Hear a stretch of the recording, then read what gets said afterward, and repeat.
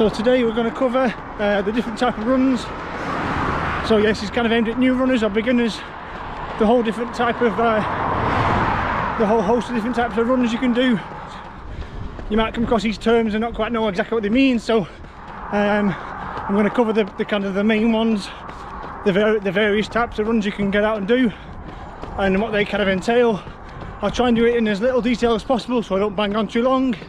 But yeah, without further ado, let's dive into the episode and cover the different types of runs we can do.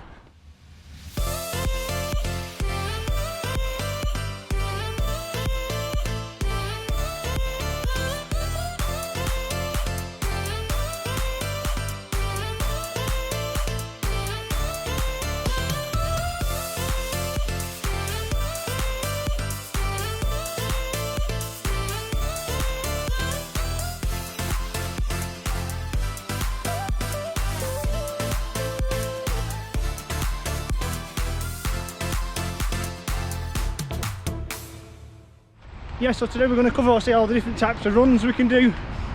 Many years ago when I started out, I wasn't quite sure what all these all the terminology meant.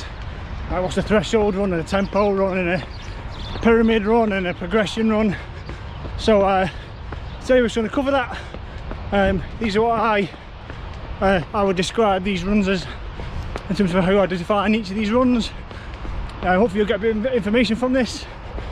And then you can try and implement any or some of them or none of them, it's up to you, but you can implement some of them into your training and see if you get any benefits. I use pretty much all of these sporadically sprinkled into my training. They obviously all have different benefits, and but yeah, let's get on with it. If you're new to the channel, obviously welcome. My channel is mainly around my training. I'll drop some obviously hints and tips and information videos a bit like this. So if you're not subscribed yet, consider doing so. But yeah, let's get on with it. So these are in no particular order. They're in no order of importance. They're just a list of different types of runs you can do. So the first one that most people have probably heard of is a tempo run. So for me, the tempo run is running at a set tempo. Goes without saying, so obviously you might pick a set pace. Like 5 minutes per k or 6 minutes per k or 9 minutes per mile or 7 minutes per mile, whatever, or a specific race goal, so 10k pace or 5k pace or half marathon, and it's about running at that pace and that tempo and maintaining it. 1, to see where your fitness is at, 2, to get used to that, the feeling of how it feels to run at that pace. They're quite common amongst training blocks.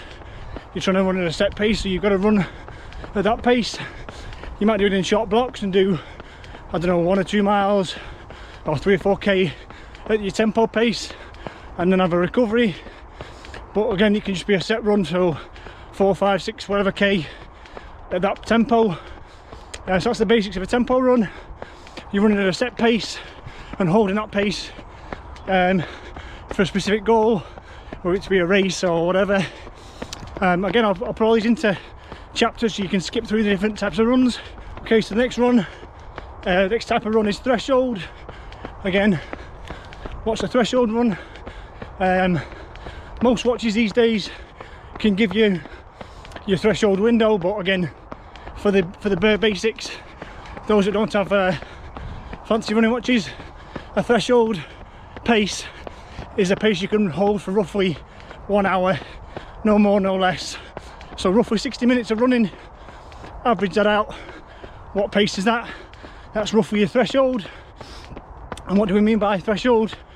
It means lactate threshold. So it's the point at which you're working and that lactate starts to build up, i.e. lactic acid, which means you're working at a level where you're not getting enough oxygen in to your muscles quick enough for the lactic acid not to build up as a byproduct if you're working that hard. So anything below threshold level, so easy jogs or steasy runs or just recovery runs, you can generally run those. They shouldn't feel too strenuous, and you can run those for long periods of time, 1 hour, 2 hour, 3 hours plus. Think marathon pace, etc. The threshold is roughly about an hour, so for most people depends how fast you run. Obviously it's somewhere between 5k and 10k pace, or 10k and half marathon pace, depending on how fast you run those distances. So if you're running a 10k in around an hour, it's basically your 10k pace. If you run 10k in under an hour, it's a bit slower than that. And obviously a half marathon, somewhere before, definitely below that. Not many people can run an hour a half marathon. Yeah, so for threshold runs, basically identifying the pace, let's say for over an hour of holding that pace, and it's got to be consistent.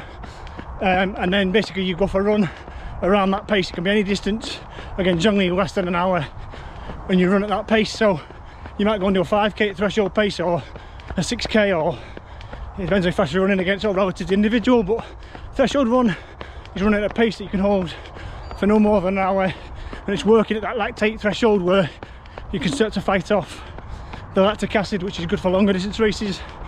So there's a benefit for that. The next one's going to be an easy or a recovery run. Again, it's pretty simple, but it's running at a pace which is, you find nice and easy. I'd say probably 2 or 3 out of 10 for effort. If you're going on a scale of 1 to 10, and it helps you to recover. Basically, you implement it as part of a training block to help your legs recover, get some miles in, active recovery. That's a pretty easy one, but again, often forgot about. I don't do enough of these myself, but I'm going to try and do more and more going forward. Another type of run is interval work. So again, this is about running quicker, but in short bursts. So you're not going to maintain it for long. Maybe that's why I go over the motorway.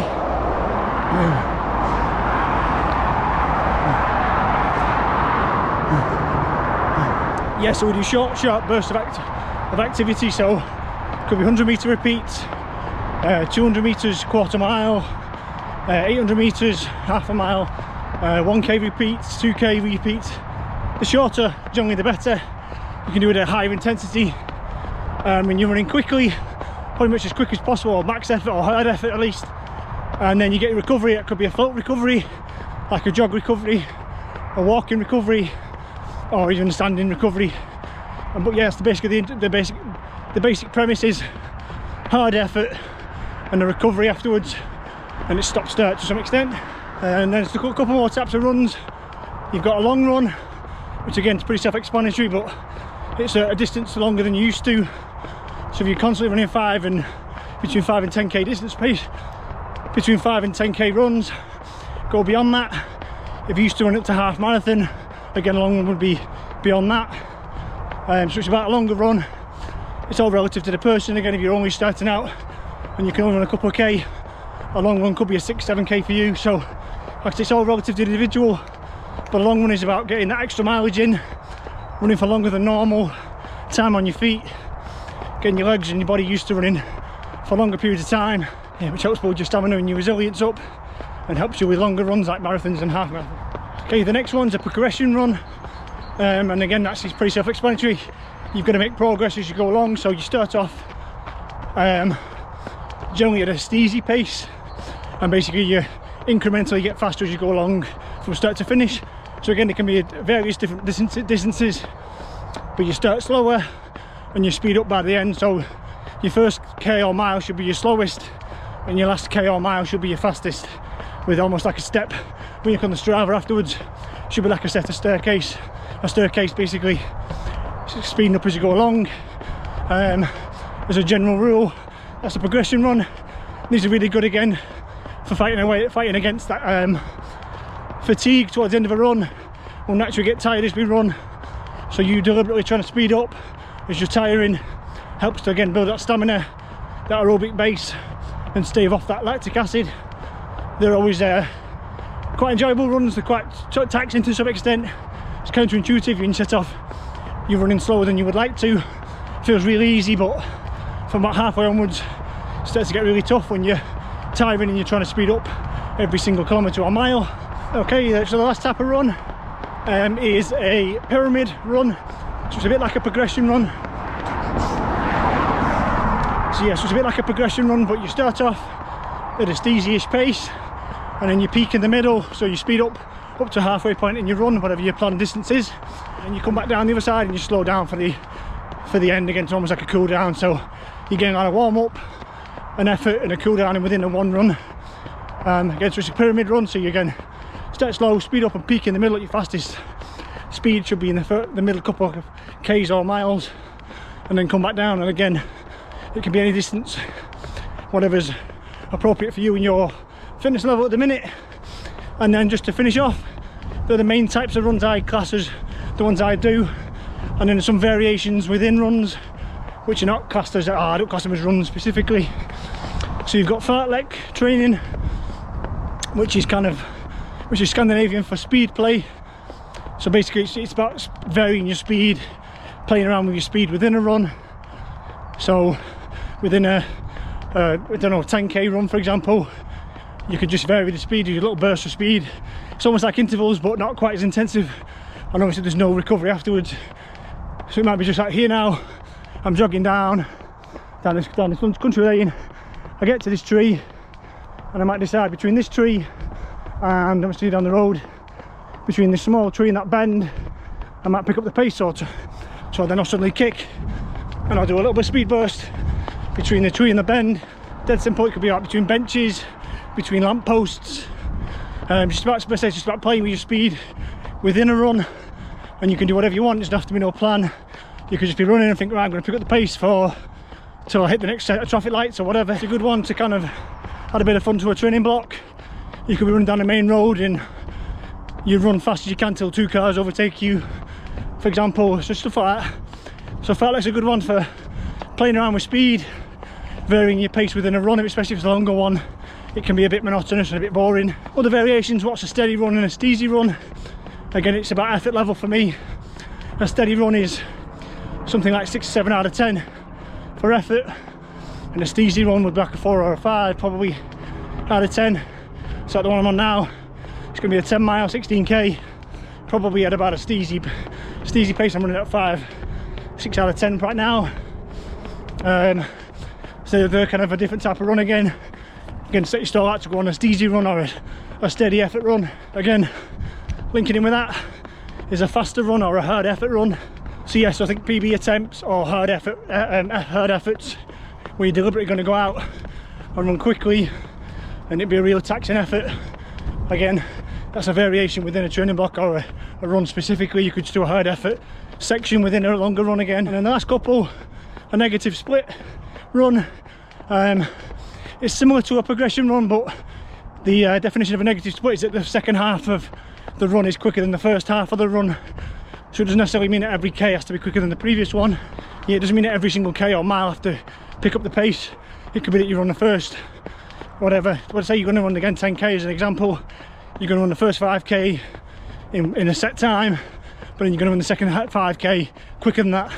Could be 10 seconds quicker, could be 2 minutes quicker, could be 5 minutes quicker, it doesn't really matter. But a negative split is that the second half of the run is quicker than the first half. Again, it's a bit like a progression where it is quite difficult to do. It's not very easy when you're tired for the second half and you're deliberately trying to speed up or get quicker for the second half. So it's about pacing it right, picking a pace in the first half that you can find quite comfortable, and then putting the effort in the second half. And then the last one, kind of variation which I like to do again as part of a different type of run, is a on-off or an odds and evens. So again, doesn't matter if you're running k's or miles, but you do your first k or mile nice and easy, nice and steasy, and then the evens, or every other k or mile, you put a fairly hard effort in, 8 or more out of 10 for effort, and you do a burst for a mile or a k, and then the next k or mile again you go back to steasy recovery. And it's an on-off run, so every other mile or k, or some people call it odds and evens, you go easy on the odd miles and k's and you go hard on the evens. So that's it, whistle stop tour, different types of runs, different types of training you can do. Try to be as brief as I possibly can. Don't want to bang on and go into loads and loads of detail about each and every run. I could spend 20 minutes talking about each type of run, so I've tried to cover the basics but not bore you with all the details. So again, consider trying some of these in your training if you've not done previously. They've all got various benefits, from the long run to like an interval workout to a progression run. So yeah, consider trying them out. Drop anything in the comments if you've missed any, if I've missed any out. If there's any other types of runs that you implement that I haven't covered. And yeah, drop in the comments if you do try any of these runs out and if they're of any benefit to you. Like I say, I utilise most of them in various ways. I don't do them all the time, but again, I'll drop a couple in. I always find they kind of spice up a training block when things are getting a bit same old. I can drop an on-off run in there to spice up a steady pace run, or again, I can do a bit of fartlek within a normal average, within on a normal run. So, but yeah, as always, thank you for watching. Again, if you're not subscribed yet, consider hitting the button. I'm right in the middle of my half marathon training, week 4 now, so just over 10 weeks to go. Follow along with that on the playlist for Just a Half Marathon 2023, and I will see everyone on the next one.